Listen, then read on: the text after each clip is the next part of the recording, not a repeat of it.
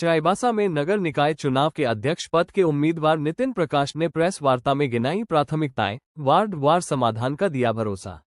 नगर निकाय चुनाव की सरगर्मी के बीच अध्यक्ष पद के उम्मीदवार नितिन प्रकाश ने शुक्रवार को चाईबासा में एक प्रेस वार्ता कर अपने चुनावी एजेंडे और प्राथमिकताओं को सामने रखा। उन्होंने बताया कि नगर परिषद क्षेत्र के सभी 21 वार्डों में वार्ड वार समस्याओं को दर्ज करने के लिए रजिस्टर तैयार किए गए हैं, जिनके आधार पर प्राथमिकता तय कर समाधान किया जाएगा। नितिन प्रकाश ने कहा कि वे केवल वादों में नहीं, बल्कि लिखित और जमीनी काम में विश्वास रखते हैं। सड़क, नाली, गली, बिजली, पानी, मैया सम्मान योजना, राशन कार्ड और पेंशन जैसी बुनियादी समस्याओं का समाधान उनकी पहली प्राथमिकता होगी।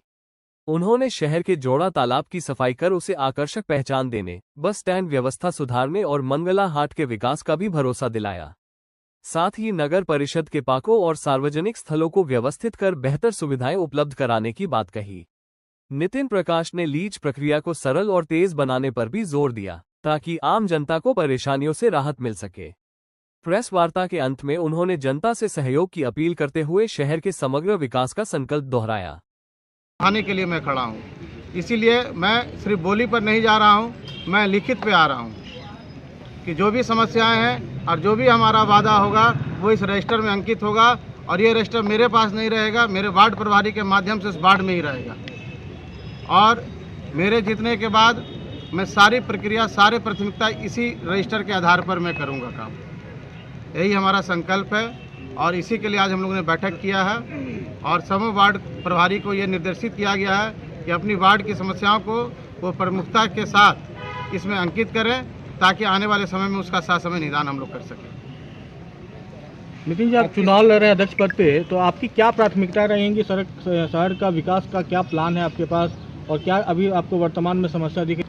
देखिए, हमारा मानना है कि शहर में जो भी समस्याएं व्याप्त है, नाली हो, सड़क हो, चाहे स्ट्रीट लाइट की समस्या हो, चाहे पेयजल की समस्या हो, अगर अभी जो नगर पालिका के पास संसाधन उपलब्ध है, अगर ईमानदारी के साथ, पारदर्शिता के साथ अगर उसको पूरा करने का संकल्प लिया जाए तो कोई भी कार्य कठिन नहीं है। और अगर उसी के पूरी पारदर्शिता के साथ, ईमानदारी के साथ हम करते हैं तो शायद ये छोटी छोटी समस्या शहर में दिखाई ही नहीं पड़ेगी। प्राथमिकता क्या रहेगी? प्लान क्या है, मास्टर प्लान क्या है शहर के विकास के लिए आपको?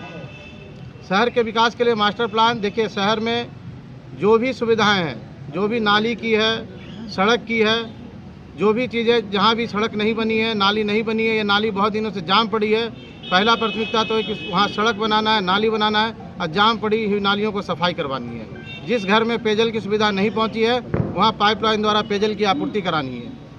और बहुत सारी ऐसी जगह है जहाँ पे वृद्धा पेंशन, मैया सम्मान योजना, विधवा पेंशन, बच्चों के स्कॉलरशिप जो नहीं मिल रही है, उसमें दिक्कतें आ रही हैं, उसको भी कैंप लगाकर उसके माध्यम से दूर करना हमारी प्राथमिकता होगी। जोड़ा पोखर का सेंट्रल का जोड़ा तालाब, जैसे आप लोग को मालूम है कि पहले भी उसका टेंडर हुआ था और अभी भी नगर विकास विभाग रांची में वो फाइल अभी डीपीआर के लिए पड़ी हुई है। तो अगर मैं जीत कर आता हूँ तो नगर विकास विभाग से संपर्क करके मैं जल्द से जल्द उसकी प्रक्रिया को पूरा कराकर उसका काम मैं जल्द से जल्द साल भर के अंदर चालू करवाऊंगा। चाईबासा शहरी जलापूर्ति योजना लगभग 10-12 साल से चल रहा है और पूरा अभी तक कंप्लीट नहीं हुआ है। देखिए, मेरे नज़र में जो भी पड़ी अधूरी काम है, अगर मैं बनता हूं तो उसको आने वाले 1 साल के अंदर अंदर मैं उस काम को पूरा करा कर दूंगा। मनोरंजन के साधन के लिए क्या सोच रहे हैं? मनोरंजन के साधन के लिए जो पार्क अभी हमारे पास है, देखिए, चाईबासा शहर में कोई नई जगह तो नहीं है जहां मैं पार्क बनाने का वादा कर लूँ आपसे, लेकिन जो पार्क अभी है अवस्थित, उसको जरूर सुव्यवस्थित करने की कोशिश करूँगा, उसको सुव्यवस्थित करूँगा ताकि बच्चे वहाँ पर अपना शाम के समय आनंद होकर बिता सकें। मंगला हाट के लिए कोई प्लान है क्या? मंगला हाट को सौंदर्यीकरण का प्लान है, मंगला हाट को सौंदर्यीकरण किया जाएगा। बस स्टैंड की प्लान तो आ चुकी है और बहुत जल्द उस पर आपको काम दिखेगा। सरकारी बस स्टैंड और प्राइवेट बस स्टैंड मिलाकर जो बनने की योजना है वो बहुत जल्द शुरू होने जा रही है। शहर वासियों को शहर में जो लीज की समस्या एक बहुत बड़ी समस्या है, तो पिछले विधानसभा चुनाव में भी मैं माननीय मंत्री जी के साथ, विधायक जी के साथ उस समय चुनाव प्रचार में था। शहर वासियों ने बहुत प्रमुखता के साथ लीज का मुद्दा को उठाया था।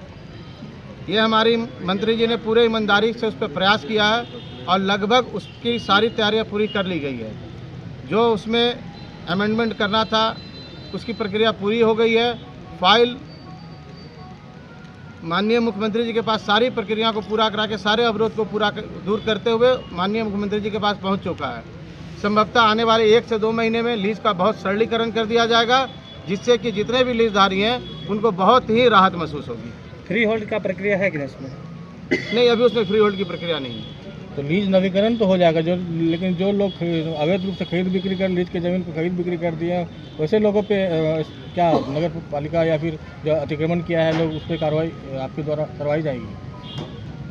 देखिए, मेरे ख्याल से नगर पालिका का अवैध खरीद बिक्री का क्षेत्र नगर पालिका का अधिकार क्षेत्र नहीं है, ये संबंधित ब्लॉक का अधिकार क्षेत्र होगा।